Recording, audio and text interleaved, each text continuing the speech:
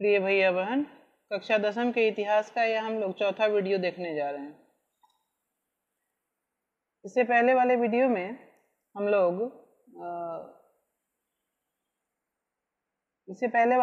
हम लोगों ने असहयोग आंदोलन पर थोड़ा सा चर्चा किया था।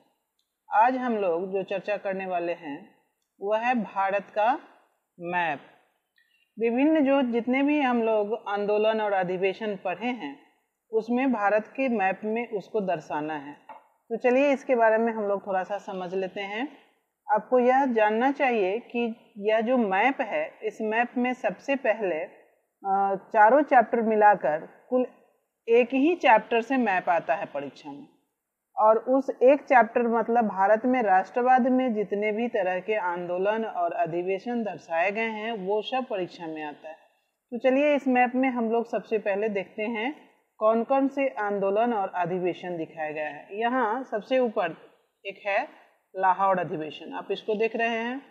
लाहौर अधिवेशन के बाद दूसरा है, यहाँ नीचे दिखाया गया है नागपुर अधिवेशन, और तीसरा है कलकत्ता अधिवेशन।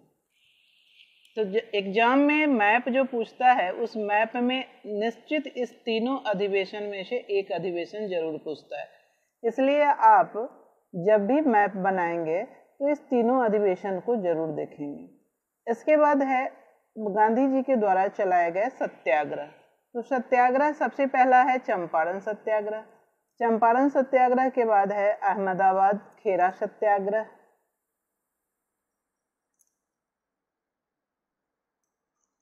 अहमदाबाद सत्याग्रह और उसके बाद है खेरा सत्याग्रह। यह जो है तीनों सत्याग्रह, इसको भी इस तीनों में से एक निश्चित ही परीक्षा में आता है। तो एक अधिवेशन और एक सत्याग्रह आंदोलन यह रहता है। इसके अलावा यहाँ आप देखेंगे आंदोलन, इसमें है जालियांवाला बाग हत्याकांड, इसके बाद है चौरा चौरी कांड। ये विभिन्न तरह के जितने भी आंदोलन और अधिवेशन हुए हैं उन सबको इस मैप में दर्शाया गया है। पहला है, आप यहाँ से शुरू करें, सबसे पहले है लाहौर अधिवेशन, उसके बाद है जालियांवाला बाग हत्याकांड, उसके बाद है अहमदाबाद सत्याग्रह, उसके बाद है दांडी मार्च के बाद है खेरा सत्याग्रह, उसके बाद यहाँ दिया गया है मद्रास अधिवेशन, फिर दिया गया है नागपुर अधिवेशन, इसके बाद है कोलकाता अधिवेशन, फिर यहाँ है चंपारण सत्याग्रह और उसके बाद है चौरा चौरी कांड। यह जो जितने भी प्रकार के अधिवेशन और आंदोलन है यह भारत के मैप में दर्शाया गया है। अतः आप सभी भैया बहन इस मैप को जरूर बना लेंगे, अपने कॉपी में इसको चिपका लेंगे, और विभिन्न जितने भी भारत के आंदोलन और अधिवेशन इस दिखाया गया है इसको आप जरूर एक बार विभिन्न राज्यों में इसको जिस तरह से बनाया गया उस तरह से इंडिकेट करके आप अपने कॉपी में इस मैप को जरूर चिपका लेंगे। इससे आपको फायदा होगा कि परीक्षा की तैयारी भी होगी और मैप का पूरा ज्ञान भी हो जाएगा। चलिए, हम लोग पिछले जो वीडियो देखे थे उसमें असहयोग आंदोलन पर चर्चा किए थे। असहयोग आंदोलन असहयोग ही क्यों, इसमें हम लोग यह भी बात किए थे कि असहयोग महात्मा गांधी ने अपने हिंद स्वराज पुस्तक में लिखा था कि अंग्रेज का राज्य जो है, अंग्रेजी सरकार जो है वह भारतीय के सहयोग से टिका हुआ है। अगर भारत के लोग यहाँ सहयोग करना बंद कर दे तो यह राज्य 1 साल से ज्यादा नहीं रहेगा। अब है कि भारत के लोग इस आंदोलन के बारे में क्या सोच रहे थे। गांधी जी ने तो आंदोलन शुरू कर दिया। कब शुरू किया? असहयोग खिलाफत आंदोलन जनवरी 1921 में शुरू किया गया था। कब शुरू किया गया? 1921 में शुरू किया गया था। तो यहाँ के लोग सोच क्या रहे थे? आंदोलन के जो चलाने की विचार थी उसके यहाँ के लोगों में अलग अलग तरह की सोच थी, अर्थात अलग अलग तरह की धाराएं थी, अलग अलग तरह के लोगों का विचार था। शहर के लोग अलग सोच रहे थे, गांव के लोग अलग सोच रहे थे, जंगल में रहने वाले अलग सोच रहे थे, आदिवासी अलग सोच रहे थे, किसान अलग सोच रहे थे। असहयोग आंदोलन का मतलब सभी लोगों के लिए अलग अलग था। तो चलिए सबसे पहले जो हम अभी बात करेंगे वह है शहर में आंदोलन। आंदोलन की शुरुआत सबसे पहले शहर के मध्य वर्ग के बीच में हुआ था। किसके बीच में हुआ था? शहर के मध्य वर्ग के बीच में हुआ था। मतलब गांधी जी के आह्वान पर शहर में रहने वाले जितने भी लोग थे, विद्यार्थी थे, शिक्षक थे, वकील थे, इन सारे लोगों ने काम करना छोड़ दिया था। अर्थात अंग्रेजी जितनी भी सहयोग था, अंग्रेजी स्कूल में अंग्रेजी जितने भी कार्य थे, जिस तरह की पद थी, प्रतिष्ठा थी, सबका त्याग किया गया था, सबका बहिष्कार किया गया था। तो विद्यार्थी ने और शिक्षक ये लोग स्कूल जाना छोड़ दिए थे, वकील कोर्ट जाना छोड़ दिए थे, काम करने वाले जितने भी लोग थे वो काम करना छोड़ दिए थे। साथ ही विदेशी सामान का बहिष्कार किया गया था। और इस बहिष्कार के चलते एक इतना बड़ा फायदा हुआ कि 1921 से लेकर 1922 तक विदेशी कपड़े का आयात आधा हो गया। और इस विदेशी कपड़े के आयात आधा होने से भारतीय जितने भी खादी के कपड़े थे या भारतीय जितने भी लघु उद्योग वाले थे, यहाँ के जो भी कपड़ा था उसका बिक्री ज़्यादा बढ़ गया और उसको काफ़ी फायदा होने लगा। लेकिन यहाँ सबसे बड़ी मजबूरी क्या थी? यहाँ सबसे बड़ी मजबूरी थी कि यहाँ जो आंदोलन चलाया गया उसकी वैकल्पिक संस्थानों की व्यवस्था नहीं की गई। अर्थात जब विदेशी कपड़ा आना बंद हो गया तो यहाँ इतने ज़्यादा कपड़ा का कोई उपाय नहीं था, इतने ज़्यादा कपड़े मिल नहीं थे जो यहाँ के लोगों की मांग की पूर्ति कर सकता था। इस विद्यार्थी स्कूल जाना बंद कर दिया तो यहाँ के लोगों के पास उसका विकल्प नहीं था। कोई इस तरह से के विद्यालय अलग से नहीं थे जहाँ जाकर वह पढ़ सके। शिक्षकों के लिए कोई इस तरह की व्यवस्था नहीं थी जहाँ वह जाकर पढ़ा सके। कर्मचारियों या वकीलों के लिए कोई फिर इस तरह के कोई जीवन यापन का कोई साधन नहीं रह गया था। इसलिए स्थिति गंभीर होने लगी और इस प्रकार से क्या हुआ, आंदोलन धीरे धीरे धीमा पड़ गया। जितने उत्साह और जितने अच्छे से आंदोलन की शुरुआत हुई थी उस उत्साह से आंदोलन चल नहीं सका, कारण वैकल्पिक संस्थानों की स्थापना का अभाव था। मतलब जो लोग भी बहिष्कार कर रहे थे उनका बहिष्कार तब सफल होता कि उसके बदले वैकल्पिक व्यवस्था की जाती और आंदोलन सफल होता, लेकिन ऐसा नहीं हुआ। कुछ समय के बाद क्या होने लगा, आंदोलन धीमा होने लगा, कारण वैकल्पिक संस्थानों की स्थापना का अभाव। शहर के लोगों ने इस तरह से आंदोलन चलाया। अब हम चलिए देखते हैं देहात के लोगों में, ग्रामीण इलाके के लोगों ने किस तरह से असहयोग आंदोलन किया और अंग्रेजी सरकार के विरोध में विद्रोह किया। ग्रामीण क्षेत्र के लोगों ने, ग्रामीण क्षेत्र में किसान थे। कौन थे? किसान थे और जंगल में रहने वाले आदिवासी थे। तो ये दोनों क्या चाहते थे? किसान को किस तरह से गांधी जी से अपेक्षा थी, वो क्या चाहते थे?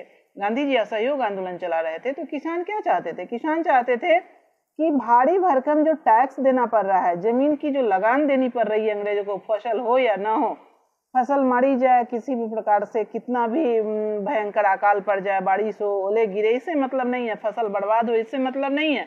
अंग्रेजों को भारी भरकम लगान चुकाना ही पड़ता था। इसलिए असहयोग आंदोलन में किसानों ने सोचा कि महात्मा गांधी का जब यह आंदोलन चला रहे हैं तो हमें क्या होगा, कर से मुक्ति मिली। किस चीज से? टैक्स से, कर से मुक्ति मिलेगी और कर हमें देना नहीं पड़ेगा। आदिवासी जितने भी थे वह क्या सोच रहे थे? आदिवासियों का सोच था कि अब गांधी जी का राज आ गया है, गांधी जी आंदोलन चला रहे हैं तो हमें जो जंगल है उस जंगल में स्वतंत्र घूमने का स्वतंत्रता मिल जाएगी। हम जंगल में आसानी से जाकर अपने लिए ईंधन जुटा सकते हैं, फल फूल जुटा सकते हैं, अपने जीवन के साधन जुटा सकते हैं और जंगल में हमें जाने से कोई रोक नहीं सकता था। इसलिए आदिवासी अपने हिसाब से सोच रहे थे। इसी बीच इन किसानों का जो नेतृत्व कर रहे थे वो थे अवध के सन्यासी बाबा रामचंद्र। वह जो नेतृत्व कर रहे थे उनका सोच था कि टैक्स नहीं देना है, बेगार पर नहीं खटना है, पट्टे की जो जमीन किसान के पास है उससे मुक्ति मिलनी चाहिए। और इस तरह से अवध के सन्यासी बाबा रामचंद्र ने आंदोलन का नेतृत्व किया और बड़े पैमाने पर यह असहयोग आंदोलन किसानों के बीच में चला। किसानों के द्वारा जमींदार को इस तरह से आंदोलन में जमींदारों को नाई धोबी बंद कर दिया गया। मतलब जमींदार जो टैक्स वसूलते थे उनको बहिष्कार किया गया, नाई धोबी बंद कर दिया। आज की तरह समय नहीं था जो उस समय सारे चीज आधुनिक थे, उस समय सारे कार्यों के लिए समाज पर ही निर्भर रहना पड़ता था, कपड़े धोने के लिए या शेविंग के लिए या विभिन्न कार्यों के लिए समाज पर निर्भर रहना पड़ता था। तो ये जितने भी किसान थे और जितने भी छोटे तबके के लोग थे वह क्या किए, जमींदारों का बहिष्कार करने लगे और नाई धोबी बंद कर दिया। 1920 ईस्वी में पंडित जवाहरलाल नेहरू ने अवध का दौरा किया और किसान सभा का गठन किया। किसान सभा का गठन करने के बाद उन्होंने असहयोग आंदोलन को आगे बढ़ाने का प्रयास किया और किसान आंदोलन को उन्होंने बड़े विकसित रूप देने का प्रयास किया। उन्होंने इस पर विचार विमर्श किया। इधर बाबा रामचंद्र के नेतृत्व में जो किसान आंदोलन चल रहा था वह काफी उसका स्वरूप विकसित हो गया और वह 1921 में जितने भी किसान थे वह जमींदारों के गोदाम पर कब्जा कर लिया, अनाज के गोदामों पर कब्जा कर लिया 1921 ईस्वी में और बाजारों में लूटपाट मचा दी। जितने भी गरीब लोग थे उनको उनके साथ वह लोग क्या करते थे, लूटकर उस अनाज को गरीबों में बांट देते थे।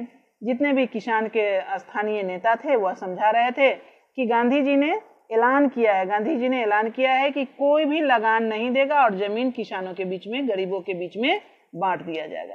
इस तरह से असहयोग आंदोलन किसानों के बीच में चलता रहा। आदिवासी जो थे वह अलग ही मतलब निकाल रहे थे स्वराज का। उनका सोच था कि स्वराज का अलग मतलब है। आदिवासियों ने 1920 में गुरिल्ला आंदोलन शुरू किया।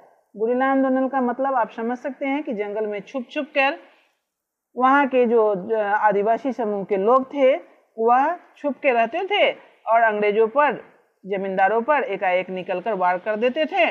इसको अब गुरिल्ला आंदोलन कहा जाता था। शिवाजी के समय में इस तरह का आंदोलन चलाया जाता था। इस समय के जो आदिवासी का सबसे प्रमुख नेता हुए थे अल्लूरी सीताराम राजू। अल्लूरी सीताराम राजू जो थे वह आदिवासी समाज के सबसे लोकप्रिय नेता थे। इनको ईश्वर का अवतार माना जाता था। लोगों का सोच था कि यह भगवान का एक अवतार लिए हैं। यह इस तरह के अवतारी पुरुष थे जो आदिवासी समुदाय के लोग, आदिवासी समाज के लोग इन पर काफी विश्वास करते थे। उनको लगता था कि यह भगवान के रूप है और वह जो भी कहते थे वो लोग करते थे। उनको लगता था कि यह किसी भी बीमार व्यक्ति को छू देंगे तो उसकी बीमारी दूर हो जाएगी, कोई भी काम में हाथ डालेंगे तो वह काम पूरा हो जाएगा। इसलिए सीताराम राजू को वहाँ के आदिवासी नेता ईश्वर का अवतार मानते थे। सीताराम राजू जो थे वह महात्मा गांधी के फैन थे, लेकिन उनमें एक उनका विचार नहीं मिलता था। वह विचार था कि यह अल्लूरी सीताराम राजू अहिंसा में विश्वास नहीं करते थे। उनका कहना था कि कोई भी काम अहिंसा से नहीं हो सकता है, हमको जबरदस्ती अंग्रेजों से अपने अधिकार को छीनना पड़ेगा। इसके लिए उन्होंने क्या किया, जंगलों में रहकर लगातार गुरिल्ला आंदोलन चलाते रहे और उन्होंने क्या किया, गुड़ेम विद्रोहियों के साथ मिलकर गुड़ेम विद्रोहियों ने अंग्रेज के विरोध में आंदोलन चलाते रहे और पुलिस थानों पर हमला कर दिया। इसके विरोध में अंग्रेजी सरकार ने उसको पकड़कर जेल में डाल दिया और 1924 ईस्वी में सीताराम राजू को फांसी दे दी गई। इस तरह से किसानों का जो यह आंदोलन था वह हिंसा में बदल गया और फिर गांधी जी आंदोलन को वापस लेने के विचार करने लगे। और बगान में रहने वाले जो लोग थे, बगान में आपको मालूम होगा कि अंग्रेजी सरकार के समय में बहुत सारे लोग चाय के बगान में, कॉफी के बगान में या फिर बड़े बड़े बगानों में काम करते थे जहां नगदी फसल होता था। और बहुत सारे बड़े बड़े बगान में ये लोग, मजदूर जब जाता था तो उस बगान में से वह लौट कर नहीं आता था। उन्हें जब एक बार उस बगान में रख दिया जाता था तो उसकी जीवन के अंत होने तक पर ही वह आता था। तो बगान के लोगों में स्वराज का क्या स्थिति था, बगान के लोग स्वराज के बारे में क्या सोचते थे? बगान के लोगों की स्वराज के बारे में अलग ही समझ थी। उन लोगों का सोच था कि गांधी जी का समय आ गया है, गांधी जी अपने हमारे सबसे महत्वपूर्ण नेता बन गए हैं और अब हमें बगान से आज़ादी मिल जाएगी। असम के बगान में काम करने वाले लोग चाहते थे कि असम के बगान से हमें आज़ादी मिल जाए। गांधी जी के विचारों और स्वराज की अवधारणा के बारे में मजदूर की, बगान में रहने वाले लोगों की, बगान के मजदूरों की अलग ही राय थी। उनके नज़र में असहयोग आंदोलन का मतलब बगान से स्वतंत्रता थी। अंग्रेजी सरकार ने 1859 ईस्वी में, कब? 1859 ईस्वी में एक नियम लागू किया था, कानून लागू किया था, जिसे इनलैंड इमिग्रेशन एक्ट कहा जाता था। इस कानून के तहत, कौन से कानून के तहत? इंग्लैंड इमिग्रेशन एक्ट के तहत यह जो कानून था, इसमें बागान में काम करने वाले मजदूरों को किसी भी कीमत पर बागान से बाहर निकलने की अनुमति नहीं थी। एक बार जो इस तरह यह बागान में चला जाता था वह बाहर नहीं निकलता था। जब गांधी जी असहयोग आंदोलन चलाना शुरू किया, असहयोग आंदोलन का आह्वान किए, तो वहां बागान में रहने वाले मजदूरों ने इस इंग्लैंड इमिग्रेशन एक्ट को तोड़ दिया और वह बागान से बाहर निकल गया। बाहर निकलकर उनको मजदूरों को सोच था कि गांधी जी का राज आ गया है, अब हम बिल्कुल स्वतंत्रता पूर्वक अपने घर को जा सकते हैं, रह सकते हैं। लेकिन संजोग ऐसा था कि वह अपने घर को नहीं पहुंच पाए। स्टीमर और रेलवे की हड़ताल के कारण वह बीच में ही फंस गए और उन्हें पकड़कर बहुत सारे लोगों को मार दिया गया और बहुत सारे लोग पुनः बागान में वापस लौटने पर मजबूर हो गए। इस तरह से स्वराज शब्द का अलग अलग अर्थ था। महात्मा गांधी ने असहयोग आंदोलन जब चलाया तो स्वराज शब्द का यहाँ पर शहर के लोगों ने अलग विचार था, शहर के लोगों में, गांव के लोगों में अलग विचार था, किसानों में अलग विचार था, आदिवासियों में अलग विचार था, बागान में रहने वाले मजदूरों का अलग विचार था। लेकिन फिर भी यह आंदोलन संपूर्ण देश में अर्थात अखिल भारतीय आंदोलन का रूप पकड़ लिया। सभी लोगों के मन में अंग्रेजी सरकार के विरोध में भावनाएं जगने लगी। सारे लोगों के मन में उनके विद्रोह के प्रति इच्छा जगने लगी और सभी लोग महात्मा गांधी के सहयोग करने के विचार में अग्रसर हुए।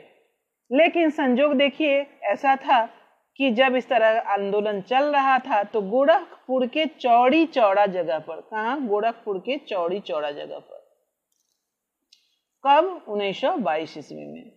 गोरखपुर के चौड़ी चौड़ा जगह पर 1922 ईस्वी में जब आंदोलनकारी चुपचाप अब एक जुलूस निकाल रहे थे, उसी समय उन पर क्या किया गया? उनका दमन शुरू किया गया। और इस तरह से जब दमन शुरू किया गया तो यह जितने भी आंदोलनकारी थे उन्होंने वहाँ के चौड़ी चौड़ा के जो जगह था वहाँ पुलिस थाना था, उस पुलिस थाना में घुसकर उसने क्या किया? 1922 ईस्वी में थाने में आग लगा दिया। और इस थाने में आग लगने के कारण वहाँ 22 पुलिसकर्मी जलकर मर गए। कितने मर गए? 22 पुलिसकर्मी वहाँ जलकर मर गए। और इस तरह से यह आंदोलन जो था वह हिंसा का रूप पकड़ लिया। और महात्मा गांधी, आप जान रहे हैं कि महात्मा गांधी जो आंदोलन चला रहे थे वह अहिंसात्मक आंदोलन चला रहे थे, इसलिए उन्होंने इस आंदोलन को वहीं पर रोकने का आह्वान किया। और यह असहयोग आंदोलन अहिंसात्मक स्थिति के कारण चौड़ी चौरा कांड के समय क्या हुआ? असहयोग आंदोलन रुक गया 1922 ईस्वी में, जिसको फिर दोबारा शुरू किया गया। यह हम अगले वीडियो में देखेंगे। आज इतना ही। आपको पहले ही हम बताए थे कि आप भारत का मैप बना लेंगे। इस मैप के लिए हमने आपको गृह कार्य में यह मैप ही दिया है, इसलिए आप भारत का मैप जरूर बनाएंगे और उस मैप में विभिन्न आंदोलन एवं अधिवेशन को दर्शाएंगे, क्योंकि यह परीक्षा में निश्चित ही आता है। साथ ही अभी तक जितने टॉपिक पढ़ाई हुआ है उसका क्वेश्चन आंसर आप बना रहे होंगे, क्योंकि परीक्षा में क्वेश्चन जो भी है वह बीच से ही आता है। इसलिए आप बीच से प्रत्येक टॉपिक से कम 10 से 15 क्वेश्चन बनाएंगे। विद्यालय खुलने पर उसका अवलोकन होगा। कई बार मैं आपको बता चुकी हूँ कि क्वेश्चन 3 तरह का होगा। पहला होगा वस्तुनिष्ठ, दूसरा होगा लघु उत्तरीय, तीसरा होगा दीर्घ उत्तरीय। वस्तुनिष्ठ क्वेश्चन 1 नंबर का, लघु उत्तरीय 3 नंबर का और दीर्घ उत्तरीय 5 नंबर का क्वेश्चन होगा। इस तरह से पूरे चैप्टर से आप 80 से लेकर 100 तक क्वेश्चन बना सकते हैं। आपको कहीं भी कोई कठिनाई हो तो फोन करके पूछ सकते हैं। गृह कार्य जरूर पूरा करेंगे। भारत का जो मैप है उसको आप जरूर बनाएंगे। आज इतना ही। धन्यवाद।